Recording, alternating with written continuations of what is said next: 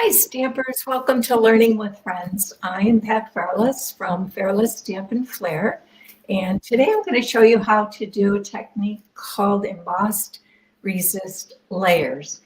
You've probably done Embossed Resist before, and this is basically done the same way, except we're just going to build on the layers. So it's fun. It's not hard. If you like to heat emboss, you'll like it. And I will show you some tips and tricks to help you out. And I hope you try it. So let's go ahead and get started. Let me flip my camera over. All right, so I'm going to use the inked and tiled stamp set. You can use any stamp set you want. You're just going to want something that has sort of a larger stamp, a medium-sized stamp, and a smaller stamp. So I'm going to kind of break my rules and show you one of the cards. This was my first one that I did, and I did it 100% with this stamp set. And when I first looked at it, I'm like, oh, I'm not sure I really like this. I wasn't sure about the colors. But did you ever have that where you make a card and you're like, oh, I'm not sure I like that card. And then you set it aside and you look at it the next day and you're like, well, I might as well turn it into a card because I had only done it as far as the technique part of it. And this is a card that I ended up with. Now, I actually ended up really liking it. It turned out better than I thought it was going to. But looking at this card, one of the things I learned, I said we want to use a large, a medium, and a small stamp.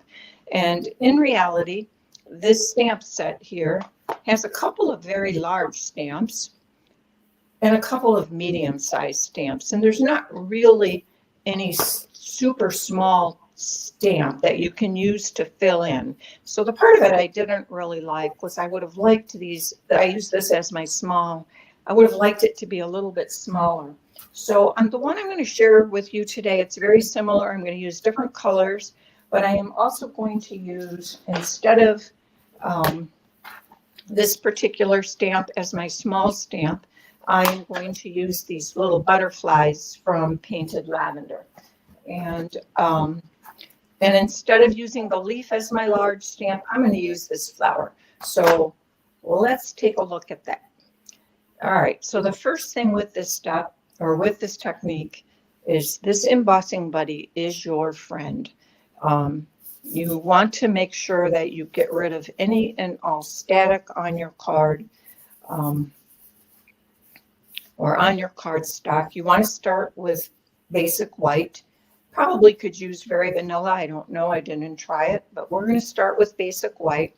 And I'm going to make sure this is well prepared with my embossing buddy. And we're going to be using that in each step. So then the next step is to take your largest stamp and ink it with Versamark and just kind of stamp it randomly on your cardstock. There's really no rhyme or reason to what you're going to do. So I'm just going to kind of put one here in the middle. I'm pressing hard and my camera's wiggling.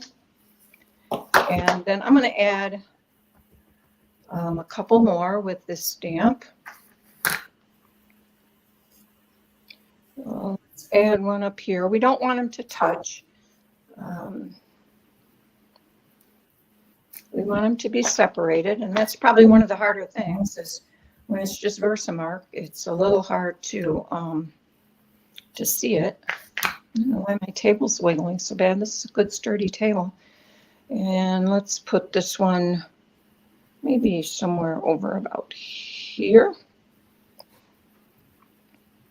Every card is going to turn out differently. That I can guarantee you. Or I should say every technique sheet. I call this a technique sheet. So now we are going to emboss this with clear embossing powder. And all of our embossing is going to be done with clear through the whole process. So I'm just pouring this generously on here. Now, one thing I noticed is somewhere along the line, I got little black speckles of, I don't know if it's black embossing powder, silver embossing powder. I'm not sure, but I got it in my clear.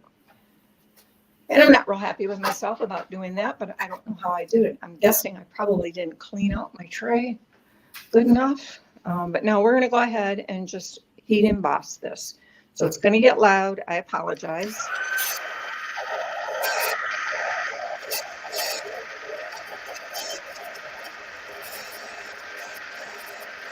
I never remember to heat up my heat tool. I should do that so it doesn't take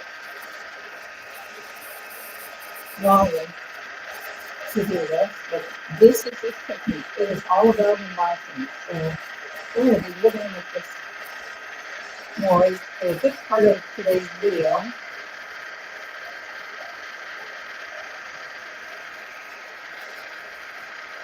I'm just heating it until I can see it flaming. And then I'm moving on. You don't want to overheat your embossing ever, no matter what technique you do.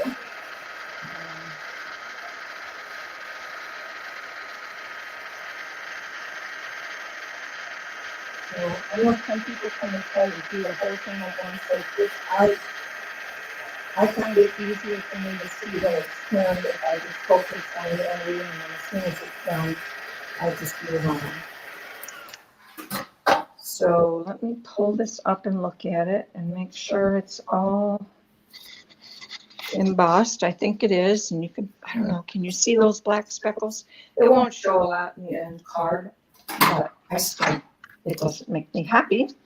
All right, I'm going to grab a piece of scrap paper. So now we're going to take ink colors of our choice, and you can use whatever ink colors you want to use. With this first layer, you want to start with lighter colors. So, and you're going to kind of first fill in your color. You're going to just randomly, you're going to cover this whole thing, but you're going to do it randomly with really no rhyme or reason as to where you're putting the colors. You do want to make sure that around your images, you do get some good coverage in there, down in the nooks and the crannies of the stamped image. And you can vary the intensity of your color from light to dark. I find it easier to use a sponge dauber. You could use your blending brushes, but you add color a little faster with the daubers. And the colors I'm using, this is Lemon Lolly. And I'm just going to kind of randomly throughout here add some colors. I don't care if it's a little bit uneven. That doesn't really bother me. So I've got Lemon Lolly and I've got Calypso Coral.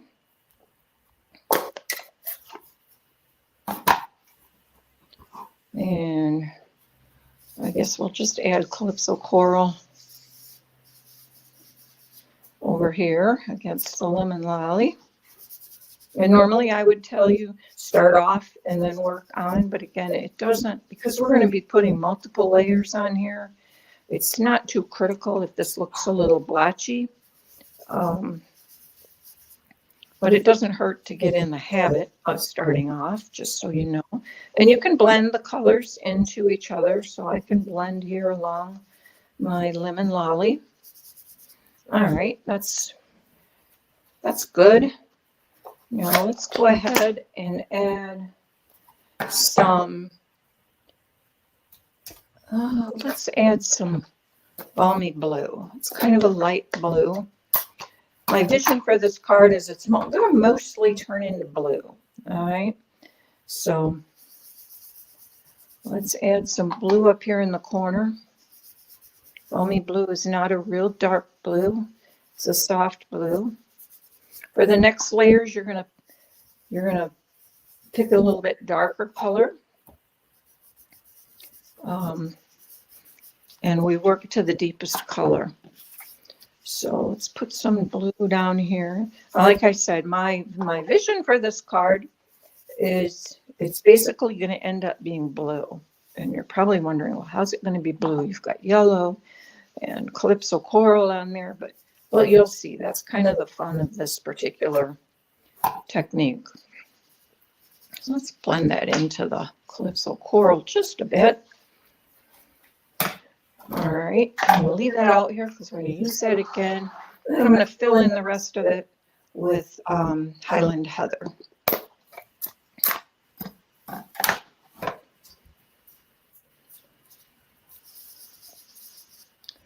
And we'll get the whole thing covered.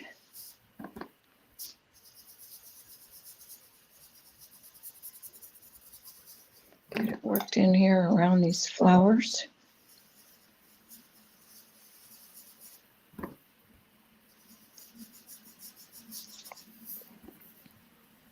The first time I ever did this technique was years and years ago. And I still have a picture of that card. And I mean years, like probably 10 or 15 years. It was probably one of the very first techniques I did way back in the days when I was just getting started. And I used it for a class, and the people at the class really liked it, and it was fun. And so when I did that first card, I kind of looked at the pictures. Of course, I didn't have those stamps. Now, the next thing is we need to make sure this is very, very dry. So I am going to use my heat tool, and then I'm going to show you a tip of how to confirm if it really is dry. So we're just going to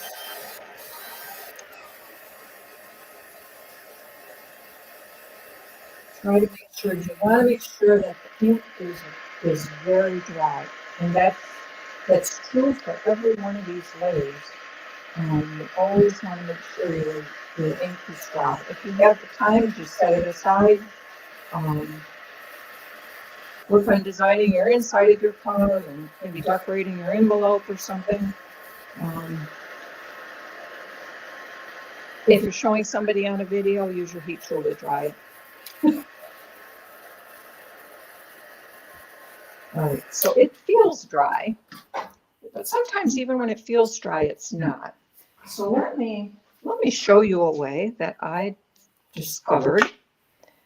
I'm going to bring my tray in here, and I'm going to pick up some of this, and I'm just going to spread it around a little piece of it.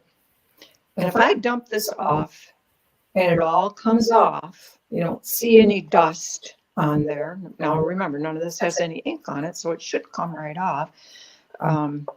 Then you know it's dry. But give it a good tap just to make sure you don't have any. And if it feels a little bit gritty, I feel a little gritty here and there, just wipe that off. Okay. If it's still wet, you will see a haze of embossing powder on there, and then just dry it some more because you want to make sure it's really dry. Now my table is getting nice and gritty, which I hate the feel of that. It's a pet peeve of mine. All right, so now the next step, before we do the next step, we're going to use our, like I said, our key tool for this technique, our embossing buddy again. And we are going to pat this down really good. I'm patting because a little bit more of the powder that's in there seems to come out. And we're going to rub this well with this. Okay, so that's pretty good. Let me get my inky paper out of the way. And now we are going to, and out of the way before I knock it over on the floor. Now we're going to use the medium-sized stamp, and the medium-sized stamp I used, as I indicated, is this little circle flower. So I'm just going to put, not a lot of these, but just maybe 3 or 4, however many we like, wherever we see we have space. And let's put one. You don't want them to overlap. You want to have space in between. So now, can I see them? I can see them. better when I dump embossing powder on them. Okay, so just generously dump this on your card, tap it off. And I've got one down here, one up there, and another one down here. So they're not overlapping. If they were, I don't honestly know what I'd do about it at this point. We just go with it, right? But let's go ahead and heat emboss this. Get noisy again.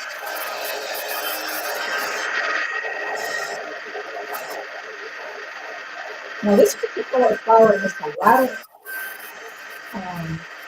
space in it that is not transfer ink. There's a lot of open spaces in this particular stamp.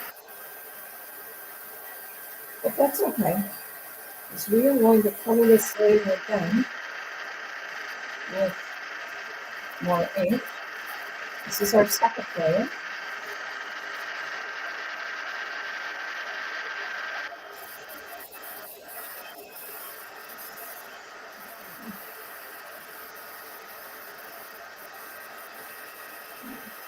Move this around a little bit to make sure it's all embossed. I think it is. Let me just tip it a bit. That's good. So now for the next layer, you want to take one of your layers. If you want to go in and darken any of these, you can. It's not really necessary, but let me just, let's just add a little of this yellow just to show you around this particular flower here. And we can also add a little bit around this flower. It now becomes really just a matter of what you like. There's no rules at this point. You can darken all of these. You're going to want to pick one color, like I indicated. My goal is to have kind of a blue card. So I'm going to take my balmy blue, one of the colors I've already used, and then I'm going to add this around on the card. And I'm not going to get this fully made blue because that would be almost impossible. The blue spots will obviously get darker, but I'm also going to use an additional blue once I get this on a portion of this around here. I'm going to kind of add this here and there. Again, no rhyme or reason, just put it where you want it. And then I'm going to take a darker blue and cover the rest of it with the darker blue. You can see that the white starts to pop as you put something darker over this. I kind of like the blue over the purples. It looks kind of nice.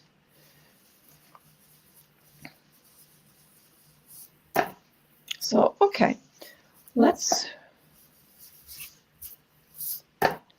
call that good. All right, with the balmy blue, and this was the blue that I had used on these two corners previously. So I'm just going to set that aside, and I'm going to bring in my Azure Afternoon, which is a shade darker than the balmy blue, and it is a color buddy of balmy blue. The color buddies for balmy blue are Azure Afternoon and Blueberry Bushel. They are all kind of in the same tones. And now we are going to add this Azure Afternoon on everything else. And it takes a bit because we're covering up some unusual colors to cover up, right? And we're not going to totally get rid of them. They're still going to kind of be there. And I'm going to cover basically the whole card with this Azure Afternoon. And this is why I'm saying the daubers work faster than blending brushes. Blending brushes would take quite a while to get enough ink on there to really start to cover these other colors. And we're not 100% coloring them. I don't want you to think you got to get rid of every trace of every other color, because that's not true.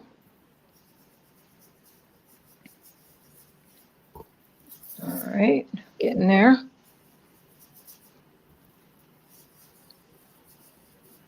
This is getting a little inky,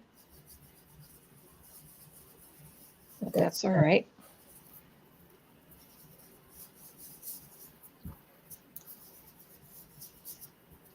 It's already, you can already see it sort of tones down the differences between the colors. It tends to add, starting to look a little more, I don't know, cohesive maybe, as opposed to so splotchy with the yellow, the Calypso Coral, and the Highland Heather. It's all kind of starting to look a little more adhesive, right?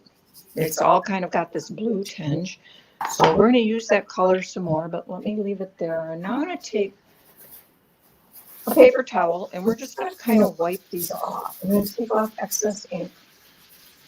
This is the resist part. The embossed areas are resisting. And if it's not coming off sufficiently to satisfy you, because some colors, depending on the colors you use, actually want to stain it a little bit more, just dampen this a little bit. You do not want to get it wet. I think I've explained this with a resist thing before, and it probably kind of grosses you out. But I just kind of find a clean spot, touch my tongue to it, and just let it absorb some moisture from my tongue.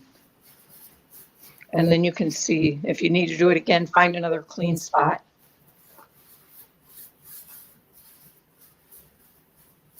You can see it really whitens up these three flowers because they were embossed on the first layer where there was no color. And these you can see where the Calypso Coral was, the Lemon Lolly, and up here we've got Highland Heather, and down here we've got some of the Balmy Blue, that which were the second layer. So now we have to again make sure this is dry. It is not real dry at this point, so we're going to hit it again with a heat tool. And all we're doing at this point is drying. So just keep your heat tool moving around. You don't want to remelt the embossing powder, obviously, but you do want to get it dry.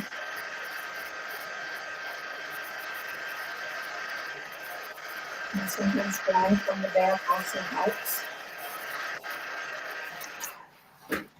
Okay, so let's run the test. Let's see if it really is dry. I didn't dry that one very long, so it may or may not be dry, but this is a great way to tell. Okay, can you see up here, right up in here, some embossing powder dust has stuck. Down here, it pretty much came off. It's dry. So we're just going to tap that. If we need to, we can use our little brush when we have some on there. And I am just going to hit it a little bit more. To get it flat. Make sure it's flat. Because you don't want, if I leave that embossing powder on there, when I add the next layer, it's going to emboss. And we don't want to do that.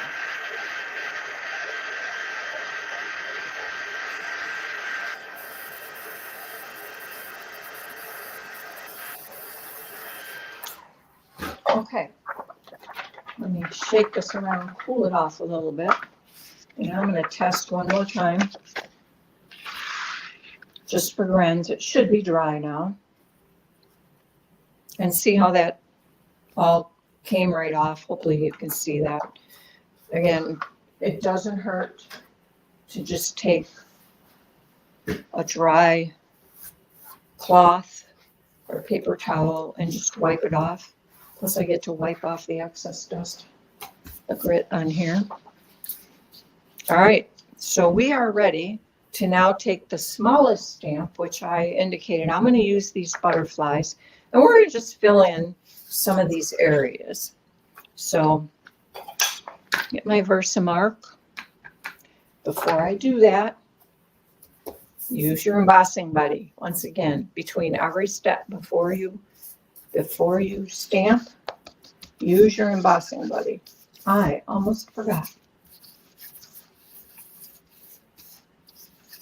if it's super dry and you don't have much static in your house, you're less likely to have a problem. Let's just say that. All right, let's try to fit a little butterfly in here in this empty spot. Oh, where else can I get one? Maybe up here. Again, we're just filling in some random areas. I didn't mention, but I did start off with a quarter of a sheet of paper.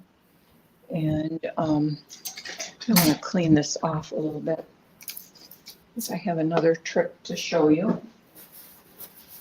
So let me get that Versamark off. What I was saying is I tend to start out with a little bit larger paper than I normally use because sometimes you'll want to trim it down, the edges maybe, or maybe you can't get it filled in exactly the way you want. In this case, what I'm going to try to do is I just want to, in some of these smaller areas here, I really only have room for a little butterfly. So I am going to mask the littlest one because I don't really have room for both of them without making one hit something else. So I'm just putting a little piece of tape over there and masking that, and then I can fit a butterfly down in between there. So let's do that there, and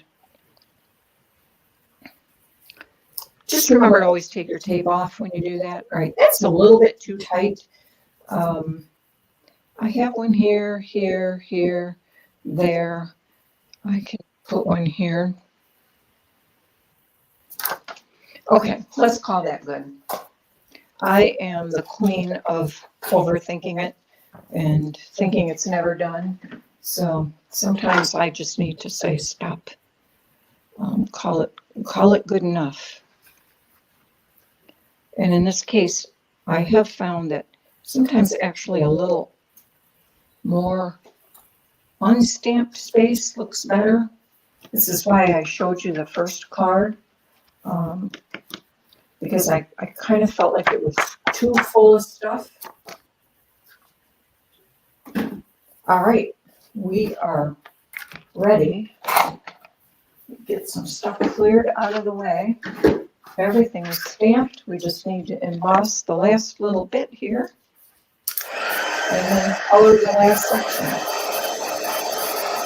So get these butterflies embossed.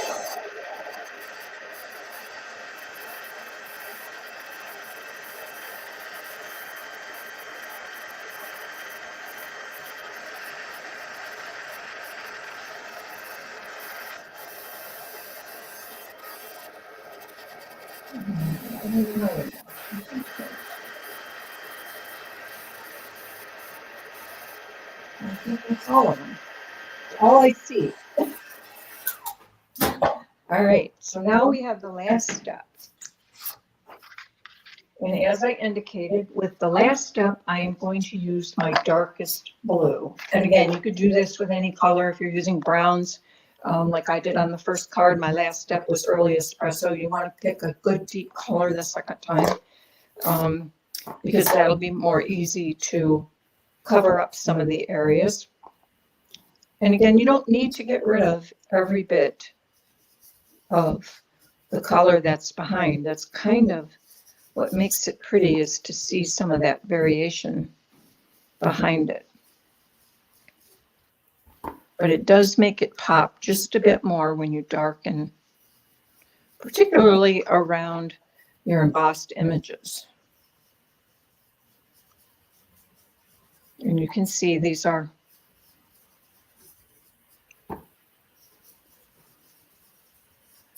being covered pretty much with blue. So blue doesn't stain too bad. Not like a red or pinks, which tend to stain much more. But you can still see some yellow back in here. It gives it kind of a greenish tinge. That's okay. That's good. That's kind of what adds to the interest. But for the most part now, I think you would say this card is blue. It is a blue card, not a purple card or a heather card or a yellow card or futsal coral card, but it is blue. So we're going to once again just kind of wipe these off, and these will then start to really pop. I will probably have to dampen them just a bit. So let me find a clean spot. All right, can you see how the white there pops? And let's get it off some of here, and that also lightens up so you can see that Highland heather that was behind that particular flower.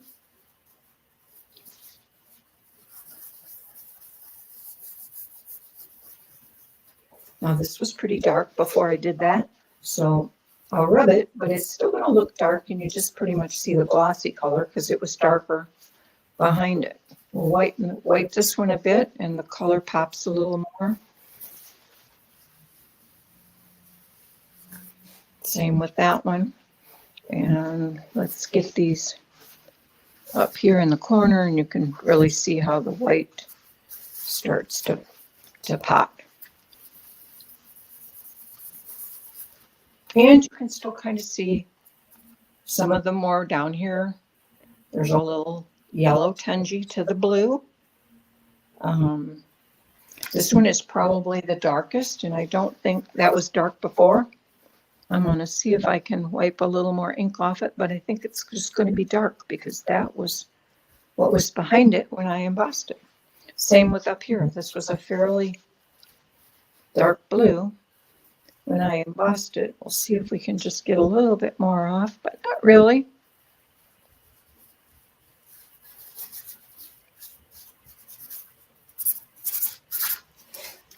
Okay, can you see that? There we go. So that is the technique. It's certainly not hard if you like to emboss. It works great to give you some interest. Here is my completed card. I used the Nested Essentials dies and cut out a section of this to just spotlight a portion of it. But you can see it's basically the same but different, right? Because things were in colors were in different places. And this is also a Nested Essential die, so I just turned it vertically with the stamp from, I believe that's So Sincere. So that is basically my card that we made with today's demonstration of the technique. And I have the one I already showed you. So I show you the inside. The inside, this is the reason I tend to do a larger piece of sheet for technique sheet, because I've had some I cut off, and I can use it to decorate my inside, and I also had enough for a strip on the envelope. So that was kind of fun. Here I used a strip on the inside of this one also. I've left these sentiment free. That way I can add a sentiment when I want on the inside. The birthday one, I used Hope Your Day is a Happy One. That's also from So Sincere. So that one will be a birthday card. And then this card here is my last one I wanted to share with you. And I tried something a little bit different with this one.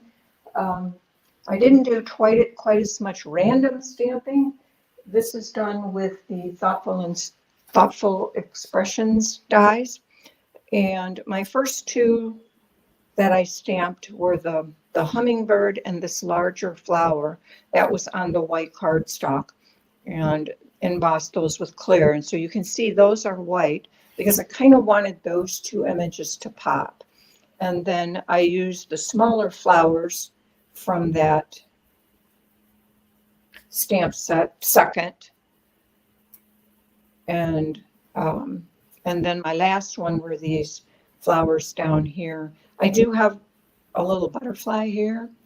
It kind of got cut off. Like I said, I trimmed them down. There's a little butterfly up there. That was from the painted lavender suite. Also, I just filled in those corners. But that is card number 3. This uses the Scallop Contours dies, which sadly are on the last chance list. So come April 9th, they will be on the last chance list. And here's a little strip for the inside. So those are my 3 cards, and the all made with the Embossed Resist Layers technique. So let me flip back. I have to say, one thing that was a success is StreamYard did the flip around on me today. First time in 2 weeks that it hasn't done that. And they keep assuring me they're working on it, so I hope they're working on it. Maybe they did something, or maybe I just got lucky today. I don't know. I'm not sure what causes it. I don't think it's anything I'm doing. So that is how you make embossed resist layers. It's kind of fun. It takes a little bit of time, but I think it's worth it in the end. And especially the time partly is just to let it dry too. So I hope you liked it. I hope you learned something that maybe gives you a different thought about how to do emboss resist. If you liked it, will you give me a thumbs up? I'd appreciate it. And share this with your friends so that we can all learn together. And if you are new and finding me for the first time, I would love it if you would subscribe and help me grow my channel. That would be great. But mostly welcome. I'm glad you're here. And my goal is to make sure that you all learn a little something. So I hope you learned something today, and have a great week. And we will see you next week with something else. Not sure what it'll be, but I got a week to figure it out, right? So I will see you then. Bye-bye.